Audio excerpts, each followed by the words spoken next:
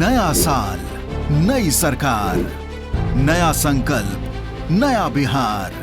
गांव में एक कहावत है, सत्ता सबको भाता है। सत्ता की कुर्सी पर बैठे नेताओं ने जब जब अपने करीबियों के ऊपर जिम्मेवारियां दी है, इतिहास गवाह है कि हर बार उन्हें धोखा मिला है। जब बात सियासत की कर रहे हैं तो बात बिहार की भी करेंगे। और बिहार की राजनीति में भी एक ऐसे रिश्ते जो एक लंबे समय से चले आ रहे थे, सत्ता की कुर्सी की वजह से टूट गए। कुर्सी के लालच ने एक लंबे रिश्ते को खत्म कर दिया और वो साल था 2015। मैं बात कर रहा हूं नीतीश कुमार की और जीतन राम मांझी की।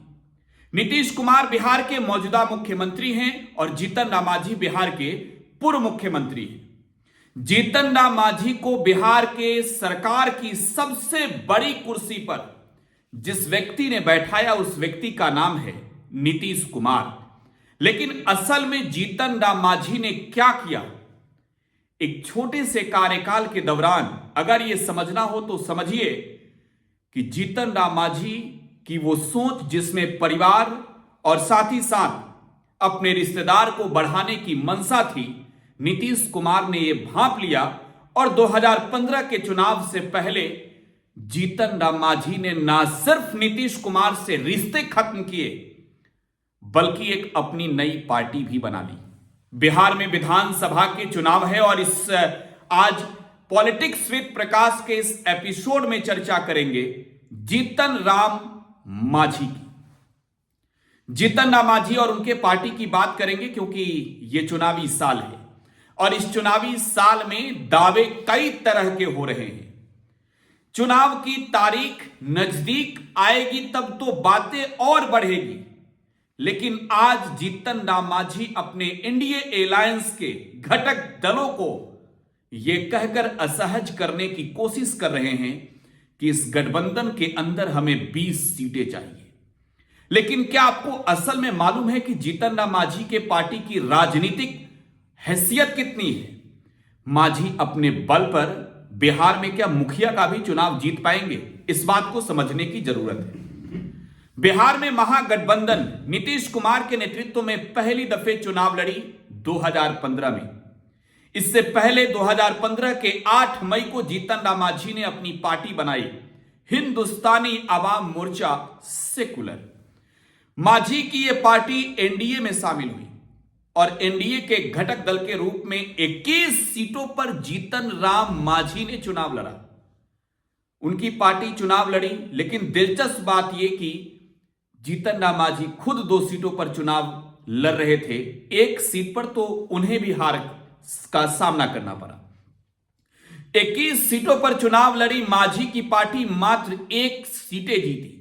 बिहार में तब एनडीए के नेताओं के साथ घूम घूम कर मंचों से चुनावी रैलियों में सरकार बनाने का दावा करने वाले जीतन राम मांझी ने कितना बड़ा झटका दिया।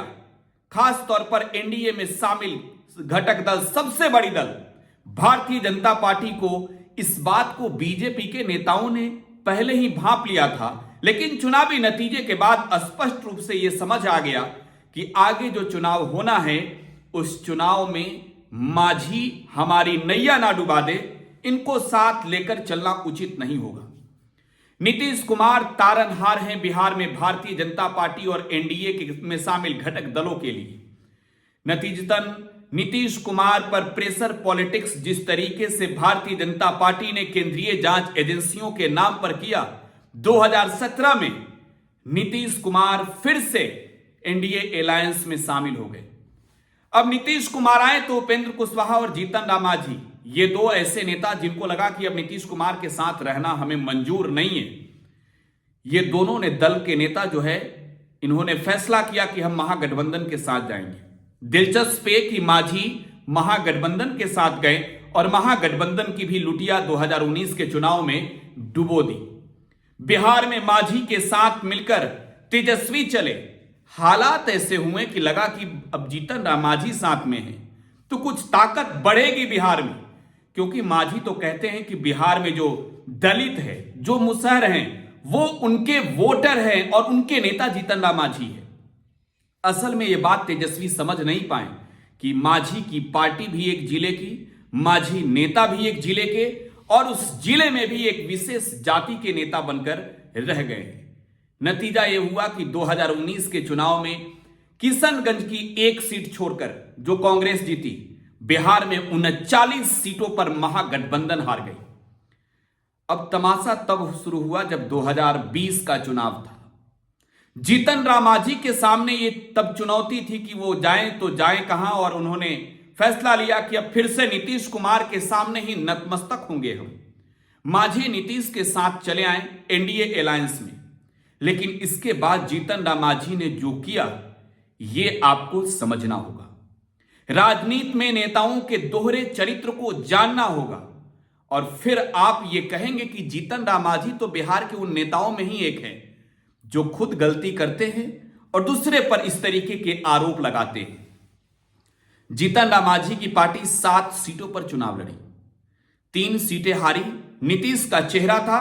मांझी को इस बात का एहसास हो गया था 2020 से पहले कि अब दूसरी दफे मुख्यमंत्री तो हम नहीं ही बन पाएंगे, चलिए नीतीश कुमार को ही राम राम कर लेते हैं। 4 सीटें जीती मांझी ने, और उन 4 सीटों में एक जीतन राम मांझी, दूसरी उनकी समधन ज्योति मांझी, और 2 उनके दल के नेता।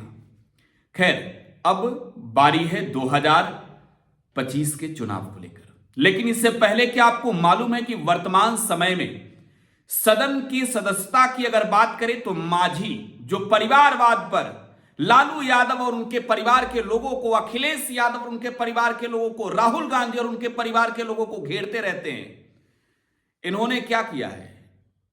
मौजूदा समय में लोकसभा के चुनाव में एक सीट पर चुनाव लड़कर नरेंद्र मोदी के चेहरे पर जीतन राम मांझी चुनाव जीत गए गया संसदीय सीट से, और मौजूदा समय में वो केंद्र सरकार के मंत्री भी हैं। परिवारवाद पर मैं बात कर रहा हूं। जीतन राम मांझी के बेटे संतोष सुमन मांझी मौजूदा समय में बिहार सरकार के मंत्री हैं। जीतन राम मांझी की बहू दीपा मांझी मौजूदा समय में बिहार विधानसभा की सदस्य है जो उपचुनाव में इमामगंज सीट से जीती है। मौजूदा समय में ज्योति मांझी बाराचट्टी की विधायक है जो जीतन राम मांझी की समधन है। अगर आप समझिए तो 4 सीट तो जीतन राम मांझी ने अपने परिवार और खानदान वालों को ही दे दिया है। अब मांझी मांग रहे हैं 20 सीट। देखिए, दिल्ली में बैठे जो भाजपा के नेता हैं उन्हें इस बात के लिए शर्म जरूर आएगी कि वो जब परिवारवाद पर अपने विरोधियों को कोसेंगे तो मांझी और चिराग जैसे नेता भी उन्हीं के अलायंस में हैं। जीतन राम मांझी के विरासत पर आज उनके बेटे संतोष सुमन मांझी पूरे परिवार के साथ पॉलिटिकल कब्जा करना चाहते हैं। खासतौर पर मगध के इलाके की मैं बात करूं, मांझी चाहते हैं कि अब हम अपना विस्तृत आगे पार्टी का विस्तार करें। लेकिन अब खबर यह भी आ गई है कि भारतीय जनता पार्टी जिस अलायंस को लीड कर रही है, एनडीए को, जीतन राम मांझी को 5 से 1 सीट भी अधिक देने नहीं जा रही है। जीतन राम मांझी को 5 से 1 सीट भी अधिक नहीं देने जा रही। और इसके पीछे की थ्योरी यह है कि जीतन राम मांझी को जब मौका मिला तो बिहार के मुसहरों के नाम पर वोट लेकर नेता बनकर चेहरा बनाने का काम किया, और जब टिकट देने की बारी आई तो इन्हें अपने बेटे की याद आई, इन्हें अपने बहू की याद आई, इन्हें अपने समधन की याद आई। और इसके अलावे अब जब 2025 का चुनाव है तो चर्चा है कि इन्हें अपने छोटे बेटे की भी याद आ रही है कि उसे भी किसी ना किसी सदन में भेज दी जाए। जीतन राम मांझी बिहार की राजनीति में आज के वक्त में इमोशनल ब्लैकमेल कर रहे हैं। शायद मांझी को अपना राजनीतिक वजूद मालूम ही नहीं है। भारतीय जनता पार्टी मांझी की पार्टी के जैसे देश में लगभग 2 दर्जन से अधिक दलों के साथ गठबंधन में है, और अगर जीतन राम मांझी जैसे नेता ये कहकर एनडीए को ब्लैकमेल करे कि भाई आपने हमें जो केंद्र में मंत्रालय दिया है वो भी नहीं चाहिए, यकीन मानिए जिस दिन अगर अपने स्वेच्छा से जीतन राम मांझी पत्र लेकर जाए मोदी जी के सामने, मोदी जी ने कहेंगे कि दीजिए, आप जाइए, दुआ सलाम का बात बाद में होगा। बिहार चुनाव में जीतन राम मांझी इस बार 20 सीटों की डिमांड कर रहे हैं, लेकिन असल में ना सिर्फ भारतीय जनता पार्टी जीतन राम मांझी को लेकर अलर्ट है कि इन्हें 5 से अधिक सीटें नहीं दी जाए, तेजस्वी यादव भी इस बात को समझ चुके हैं कि जीतन राम मांझी अगर आए तो हमारे पार्टी की नैया डूब जाएगी। मांझी बीच मझधार में है। बिहार की जनता आज के वक्त में बिहार में परिवारवाद के एक बड़े नेता के रूप में जीतन राम मांझी का नाम ले रही है। दिलचस्प यह होगा कि इस इमोशनल ब्लैकमेल से आगे जाकर मांझी भाजपा के आगे घुटना टेकेंगे क्या? अपनी प्रतिक्रिया कमेंट बॉक्स में छोड़े जाइएगा। फिलहाल आप टुडे बिहार न्यूज के साथ बने रहें। धन्यवाद।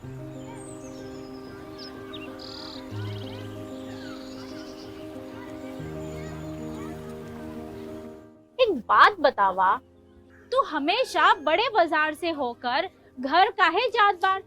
पगडंडी से जल्दी पहुंच जाई। अब का करी, मन बहलावे खातिर जाइला। सामान खरीदे हैसियत ना बा, उ देख के मन के समझा लेतानी। बात ता सही कहता। कभी कभी सोचे तानी पैसा रही ता राहुल खातिर टिफिन, ओकरा पापा खातिर जूता और गुड़िया खातिर रंग सब ले लेही। अब फिक्र मत कर। सुनल माई बहन मान योजना के बारे में का हो? तेजस्वी जी वादा कइले बारन कि अब की बार नई सरकार बनते ही हमके हर महीने 2500 रुपए मिली। अब दिन बदल जाई। अरे वाह, मतलब सच में दिन बदल जाई। माई बहन योजना, महिलाओं की समृद्धि, बिहार की प्रगति।